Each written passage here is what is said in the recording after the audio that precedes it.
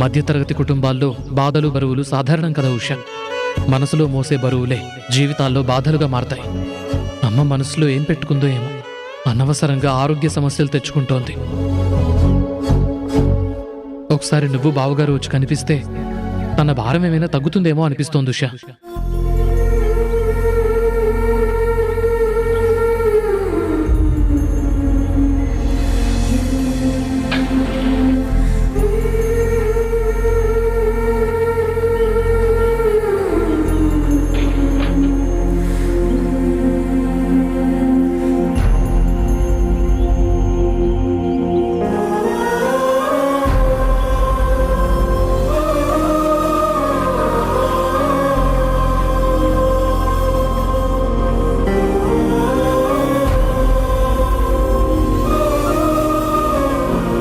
పుట్టింటి బంధాలు ఆడపిల్లలకి మాత్రమే ఎందుకు దూరం అవుతాయి?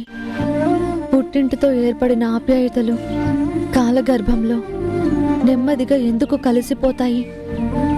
ఒక ఆడపిల్ల పుట్టింది అక్కడే, పెరిగింది అక్కడే, బాల్యంలో జ్ఞాపకాలన్నీ కూడా పోగు చేసుకుంది కూడా అక్కడే. ఆ జ్ఞాపకాలన్నింటి నుంచి ఆడపిల్ల ఎందుకు దూరంగా వెళ్ళిపోవాలి? అమ్మా నాన్నలకి, తోబుట్టువులకి హఠాత్తుగా పరాయి మనిషిలా ఎందుకైపోవాలి? ఆడపిల్ల అనే అడ్డుగోడ ఎన్ని పరిస్థితులను మారుస్తుంది, మనుషులని ఎంత వేరు చేస్తుంది. నేను అత్తారింటికి వచ్చేసినంత మాత్రాన పుట్టింటి మీద బాధ్యత ఉండదా? పుట్టింట్లో బాధలు నేను పంచుకోకూడదా?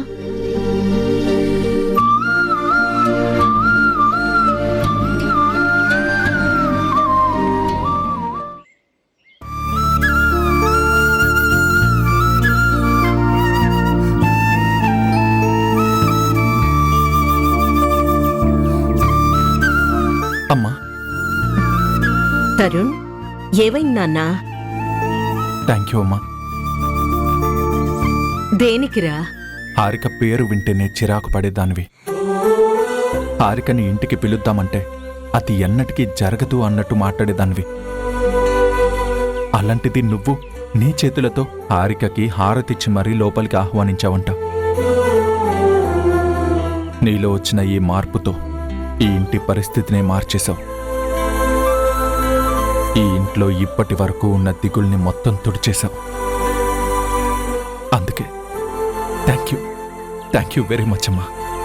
తరుణ్, ఇందులో నేను చేసిందేముందిరా?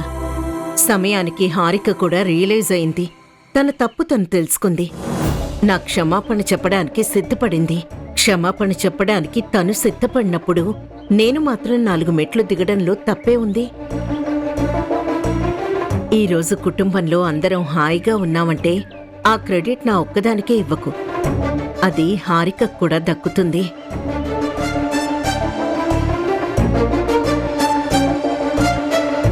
ఇదేంటి, అమ్మే ఇంటికి రమ్మని పిలిచిందని హారిక అంటుంది. హారికే క్షమాపణ చెప్పడానికి సిద్ధపడిందని అమ్మ అంటుంది. ఇందులో ఏది నిజం?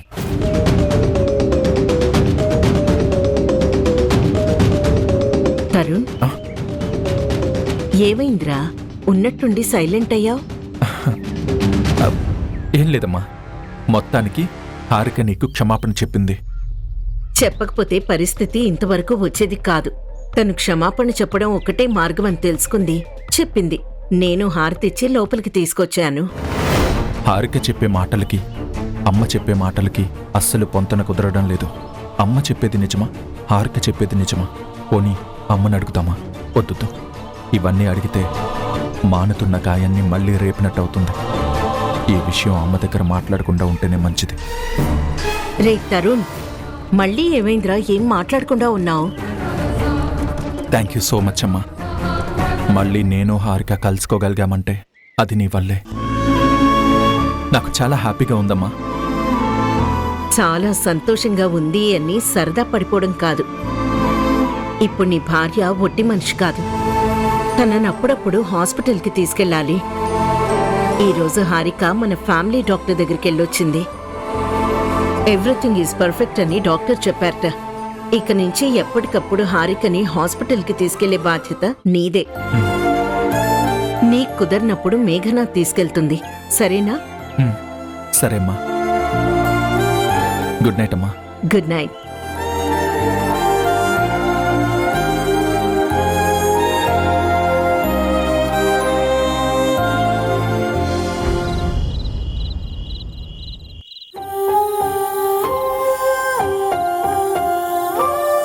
మధ్యతరగతి కుటుంబాల్లో బాధలు బరువులు సాధారణం కదా ఉషా. మనసులో మోసే బరువులే జీవితాల్లో బాధలుగా మారతాయి. అమ్మ మనసులో ఏం పెట్టుకుందో ఏమో, అనవసరంగా ఆరోగ్య సమస్యలు తెచ్చుకుంటోంది. ఒకసారి నువ్వు బావగారు వచ్చి కనిపిస్తే తన భారం ఏమైనా తగ్గుతుందేమో అనిపిస్తోంది ఉషా.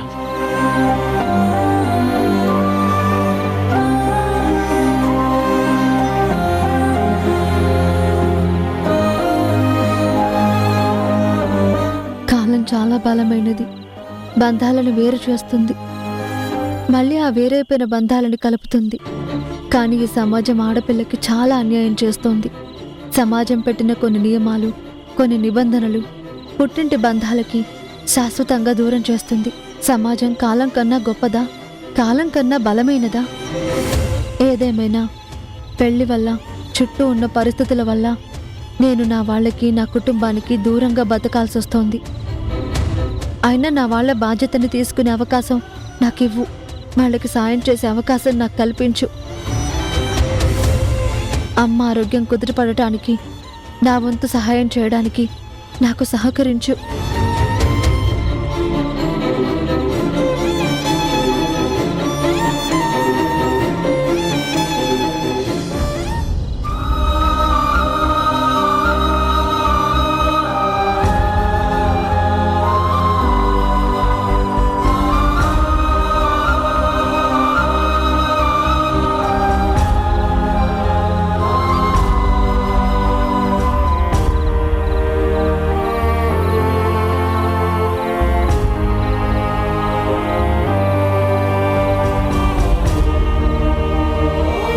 ఒకసారి పెళ్ళై మెట్టినింటికి వెళ్ళాక ఆ అమ్మాయి శాశ్వతంగా మెట్టినింటికి చెందిన అమ్మాయే అవుతుంది.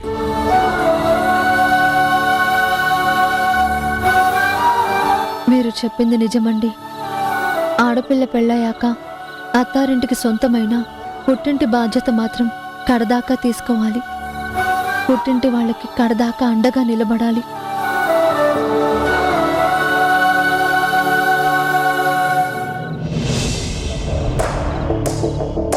ఉషా,